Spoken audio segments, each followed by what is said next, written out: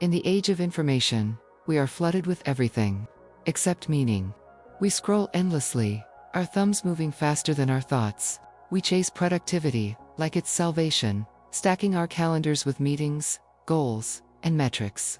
We own more than ever before gadgets, subscriptions, achievements. We travel farther, connect instantly, consume relentlessly, and yet somehow we feel less connected, less whole, less alive.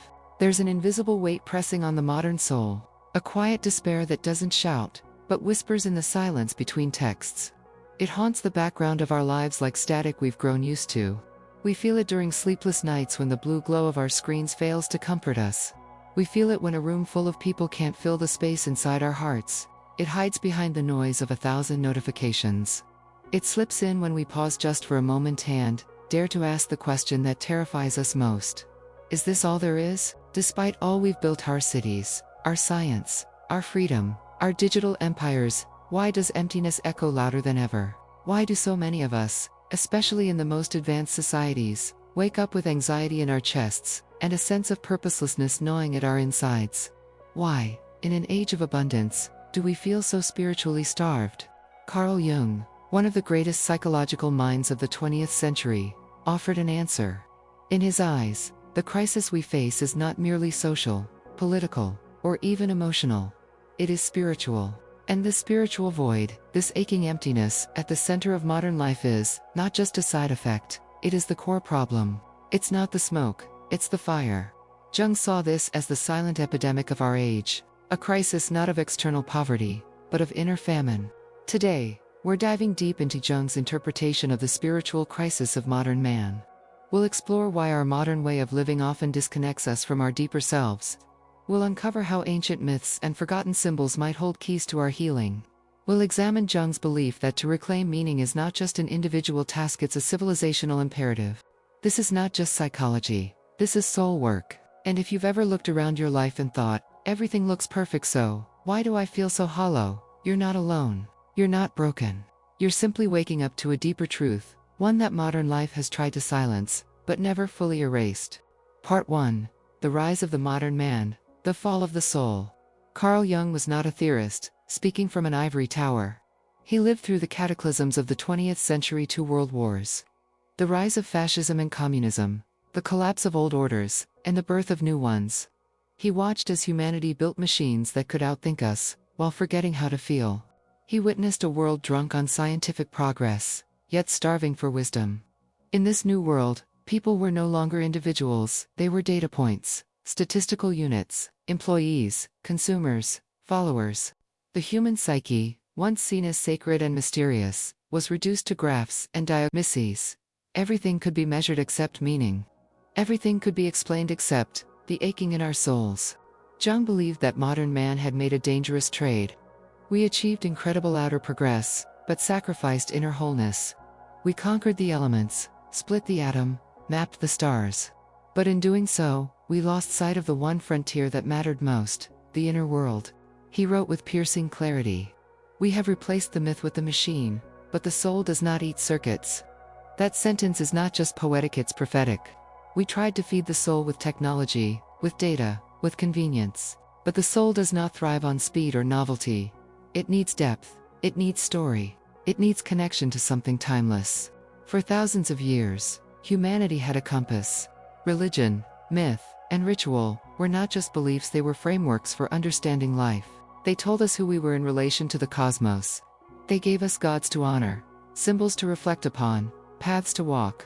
Through these ancient structures, people found their place in the universe. But modernity came like a flood. It washed away the old stories. It declared the sacred as superstition, the symbolic as silly. Rituals became irrelevant. Faith became foolishness. In our pursuit of rationality, we amputated the irrational parts of the sick, forgetting they had wisdom of their own. And so, we inherited a world of efficiency, but a psyche without myth. A civilization that could explain everything, except why we wake up with a sense of dread. A culture that taught us how to make a living, but not a life, and that was dangerous. Part 2. The Shadow of the Modern World. Jung warned that when we repress something vital, it doesn't simply vanish, it descends into the depths of the unconscious, cloaked in silence. What is ignored does not die. It waits, it festers. It gathers energy in the dark corners of the psyche until it emerges, distorted and uncontrollable. He called this hidden part of ourselves the shadow. But this shadow is not merely a personal phantom, it is a collective force. In the modern world, this shadow has grown vast, even monstrous. It is the ghost of our forgotten inner lives, and it now haunts us in countless subtle ways. Today, the shadow of our lost spirituality doesn't appear as demons or dragons, it takes modern shapes. It slips into our lives disguised as compulsions, distractions, and endless scrolling. It appears in the insatiable hunger for more stuff, more likes, more validation.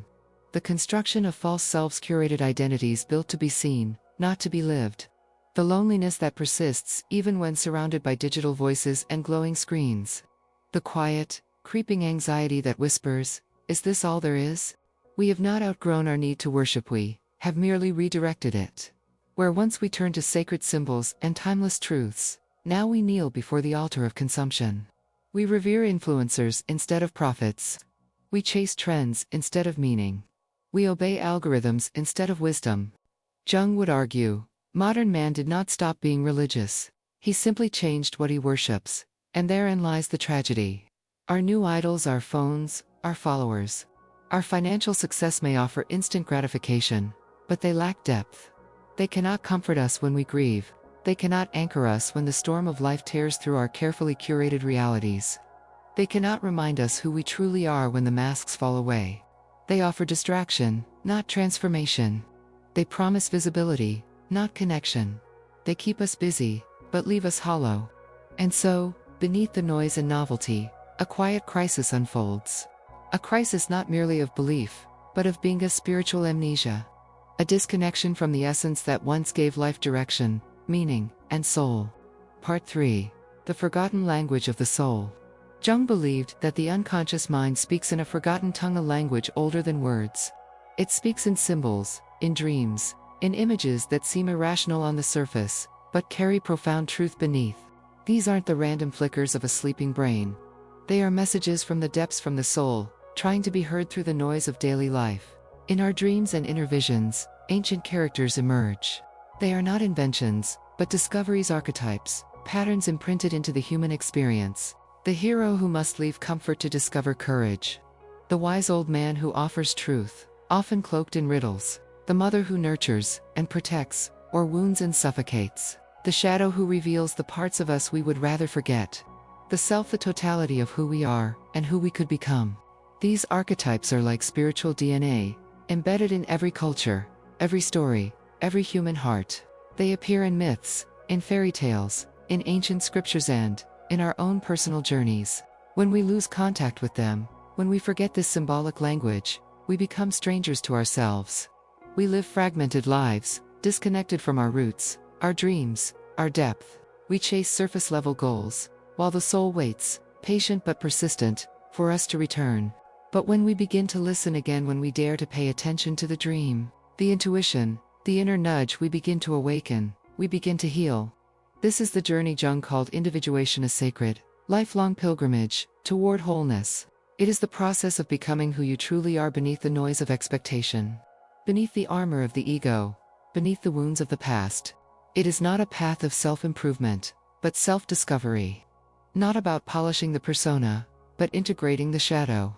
Not about fitting into the world, but becoming fully, authentically you. And though this path is deeply personal, it is also deeply spiritual. Because to walk this road is to encounter the divine not in some distant heaven, but in the inner sanctuary of the soul. Jung believed that to find your soul is, in a profound sense, to remember God, not the God of dogma or division, but the God who speaks through symbols, through synchronicities, through silence. The God who waits in your dreams. The God who lives in your longing. The God within. Part 4. The Cure for Emptiness, Individuation, and Integration. So, how do we heal this crisis?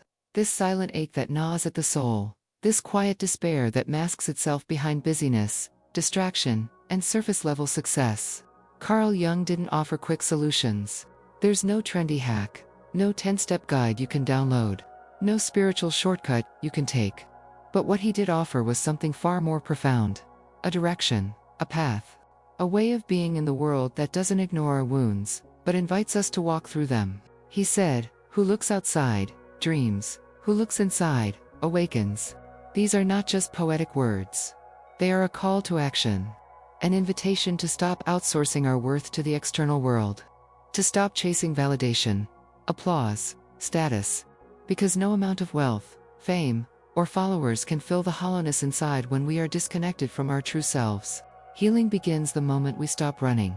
Not from others, but from ourselves, from our shadows, from our regrets, from the grief we never gave ourselves permission to feel.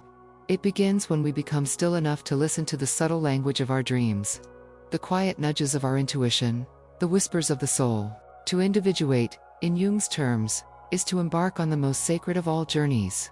The journey inward, to descend into the depths of our psyche, to explore what we've disowned, what we've repressed, and what we've been taught to be ashamed of. And make no mistake, individuation is not glamorous. It's not neat or clean, or Instagram-worthy. It's raw, it's confronting. It's the process of dying to who we thought we were, so we can uncover who we truly are. It demands everything. It requires us to shed the comforting illusions that once protected us. To face our fears not with violence, but with compassion. To look at the darkest parts of ourselves and say, "You belong to." We have to let go of the masks, the personas we wear to please others, to survive, to fit in. We have to sit with our pain, not medicate it away. We have to allow ourselves to feel, to cry, to rage, to grieve, to wonder.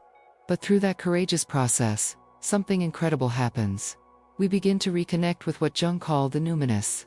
That sacred, ineffable presence that stirs the soul, the mysterious current that runs beneath the surface of life. The divine spark that gives existence, meaning, beauty, and depth. This reconnection doesn't erase the emptiness overnight. It doesn't magically fill the void, but it transforms it. The emptiness becomes a sacred space, a womb of possibility. A place not of despair, but of potential. Suddenly, there is room for growth, for curiosity, for becoming more fully ourselves. We begin to live, not from fear or performance, but from presence, from soul, from the center of who we truly are. And in that place, we don't just survive the emptiness, we are reborn through it. Part 5. The Hope Beyond the Crisis Expanded. Jung never believed that humanity was doomed. He didn't see our chaos as a final sentence, but as a cry for transformation and necessary unraveling, before a deeper becoming. He believed we were asleep, not evil, not hopeless, but unaware. Not broken beyond repair, but fractured by forgetfulness, by the long, slow drift away from our own souls. In Jung's eyes, we were dreamers lost in the fog of our own forgetting, stumbling through a world of distractions and illusions. But sleep is not death. Sleep can be shaken off, and dreams, if listened to, can guide us back to something vital. He trusted that, through inner work and self-realization, a new kind of human could emerge. Not a perfect human, but a conscious one, a whole human. A human no longer at war with the shadow, but in dialogue with it. A human who carries both light and dark, with reverence, not shame. Rooted not in ideology, but in depth. Depth that stretches beyond culture, beyond politics, beyond the shallow masks we wear to survive. Not in dogma, but in integration. Not in inherited belief, but in discovered truth. Not in noise, but in meaning. The quiet kind of meaning that arises when the soul begins to remember who it really is. The spiritual crisis of modern man is not the end. It only feels like the end because the old world is crumbling.